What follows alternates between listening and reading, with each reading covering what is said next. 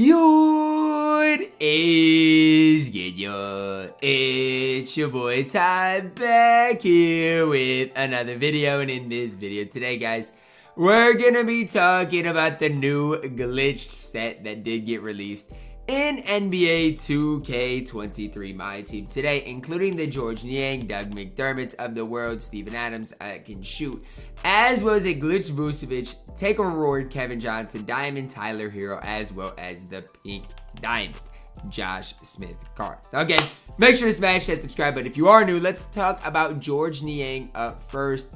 And again, he is glitched defense, but I was worried about the speed. I said it last night in my video. I'd be very surprised to see Georges Niang have like above an 80 speed. And you guys can't say I'm wrong. I mean, it's what, at a 76? In a 76 speed, is it a killer? I mean, I would say no if Niang was a center, but he's a power forward, small forward. So that definitely hurts the card's value. As far as his release is concerned, I honestly gotta say, I like his release. Okay, his release is honestly pretty easy to time. It's pretty easy to green, as well as being pretty quick. So the Georges Niang base is pretty solid. MJ dribble style, normal leaner. I mean, he's got a lot going for him, especially on the defense end of the court where he has nearly every badge. It's just that speed that is a little bit concerning to me. If you don't care about speed, if a 76 speed is fine for you, then Georges Niang is fine to play because he's a great 3-and-D option in my team. The concern for me is the speed is low. He can't dunk. His playmaking's not great. That's really the big concern for me and Georges Niang. Doug McDermott up next. I think he's glitched athleticism, right? Yes. Boom. Just like that, he gets a 95 driving dunk and an 89 speed with ball, as well as a speed with ball going up to an 85. Now, he's basically the opposite of Georges Niang, right? Because Georges Niang was pretty slow. Doug McDermott's fast, but Doug McDermott on the defense end of the court isn't great, whereas Georges Niang defensive stats were outstanding. So that's kind of the polar opposites of the card. Does get Hall of Fame catch and shoot, as well as Hall of Fame Deadeye fast twitch, as well as a 95 driving dunk. As far as his release is concerned, how I describe Doug McDermott's release is it's straight up and down. So think of the Eddie Jones release of last year. I don't think it's the same as Eddie Jones's this year, but think of like the Eddie Jones type release last year. That's what you're working with Doug McDermott. It's not necessarily the quickest in the game, but it's going to be really easy to green. Has the basic leaner. I think Dougie McDermott's going to be really solid for a budget option in my team because, I mean, you put him on the opposing, let's say, small forward. He's not that bad defensively, right? I mean, he's got a few defensive badges that can help him out. I like Doug McDermott over a guy like Georges Niang. Next up, guys, we're looking at Steven Adams, and this Steven Adams card is good. He's good. Now, you guys might be asking, okay, Ty, how do you know Steven Adams is good? You haven't looked at his release. I'm saying it purely off his 3-ball speed and interior defense with Hall of Fame anchor and brick wall. I know Steven Adams is going to be good. I don't need to, there's not much else I need to know. Now, yes, when I go in here and look at Steven Adams' release, is it pretty bad? Yes, okay, it is. But, I mean, it's not like unusable bad. I would kind of compare his release to the average type of center. Maybe it's a little slower than the average type of center, but I really don't even think it's that bad. And that's my opinion. It is slow, but it kind of reminds me of the Jermaine O'Neal type release, in which, you know, I think it's going to be serviceable. And for a budget big in my team, I think he's fine. I think he's good. Now, the speed is a little bit concerning, but his interior is solid, and the card's going to get it done. With all that being said, is he going to be as good as a card like Jarrett Allen? I don't think so, but I think it's going to be closer than a lot of people think. And I'm telling you guys, a lot of that has to do with just Steven Adams' ability to compete on that interior, whereas Jarrett Allen might get a little bit bullied. Vucevic up next. It looks like a glitch defensive Vucevic is what I'm seeing. Hall of Fame anchor, some good defensive badges in there, good rebounder. Decent standing dunk, 3-ball is okay, 70 speed, 79 lateral quickness. This card looks like an absolutely elite budget center again. I mean, from what I'm seeing, better than Jarrett. I don't know if I'd go as far as saying better than Jarrett Allen, but you gotta at least have that conversation. He's taller, gonna have a better player model. Again, gonna be knocked down. You at least have to have that conversation because defensively, guys, the card's good.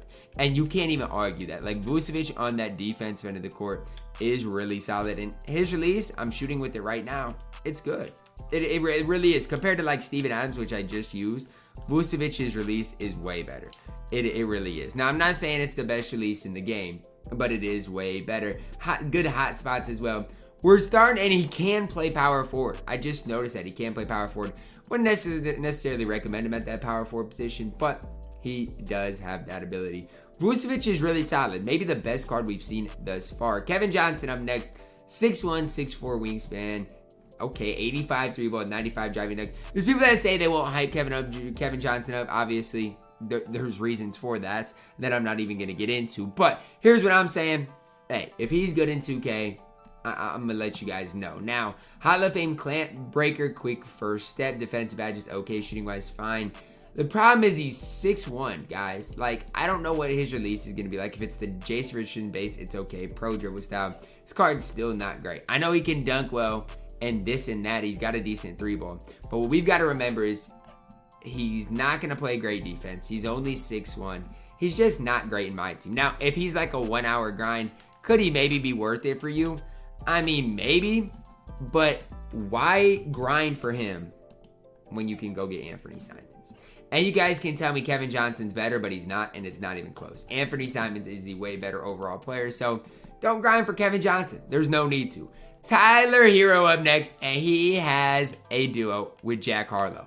Now, is that kind of troll? I mean, kind of. It is kind of troll that he has a dynamic duo with Jack Harlow. But it looks like Tyler Herro can hold some D, right? I mean, I didn't know what the glitch part of Tyler Herro could be. I mean, his defense still is not great in my opinion. His movement, I mean, I would say is mediocre. His release is okay, but it's not, you know, what it's been in past years. I don't know if Tyler Herro can still play. I mean, we'll do a gameplay of a guy like Tyler Herro because he's an exciting card. But he's 6'5" with a 6'3" wingspan. Does have Hall of Fame glove, which helps. Make-wise solid once you give him unblockable. Shooting-wise, he's got everything. He's good. I just don't know how high I can be on the card. He's got his own leaner, which honestly, guys, after I took the first leaner, his leaner looks low-key chick and low-key cheesy. I don't know for sure if it will be, but going right, it definitely looks good. I'm intrigued on Tyler Herro. His release isn't as good as it's been in past years, and it's only on normal timing. So it'll be interesting. We'll see for Tyler Herro. I don't think he's going to be anything too special. And then last but certainly not least, we get a Josh Smith with the Brook Lopez base. And that just kills the card. I mean, it does. Josh Smith is absolutely elite in every category. It's just the release. Now, with that being said, do I think you can make the case that even with the Brook Lopez release, Josh Smith is playable? I think you can make that case. I really do. Because at the power forward position, I get an AD, Bron. But outside of those couple of guys, who else is going to play defense like Josh Smith? There's not going to be many. He can also handle the ball. He's got a 93 ball, 95 driving dunk. This card's elite. I know. No brick wall, and I know his release is bad. But you give him unpluckable. You give him, a few other badges. This card is so good in my team, and nobody's telling me any different. You're going to have to stay tuned to see the gameplay of Josh Smith to see what his release really is like. I just personally don't think it can be that bad, right? That's my opinion on it. If it is that bad, I'll be the first one to tell you in the gameplay, like, Josh Smith is unusable. But until further notice, guys, I do believe Josh Smith is going to be playable in my team. I do. Now, I get the release factor, and I get if you guys are worried about it. But I still don't think it's going to be enough not to play Josh Smith. And yes, his release is bad. I'm shooting with it right now. I'll be the first to tell you. But I still think if you get the hang of it, you can make it work. That's my opinion on it, guys. We'll see. Pro 2 leaner's not great. I just know defensively he's going to be absolutely elite. So, who am I high on? Josh Smith, I think, is going to be good. Vooch, Steven Adams, good. Doug McDermott, okay. Who am I low on? I don't think Tyler Herro is very good. Kevin Johnson's not good, and Georges Niang is not good either. That's going to wrap it up, guys. Drop a like on the video. Subscribe if you are new. And as always, man, I love you guys. And have a blessed day.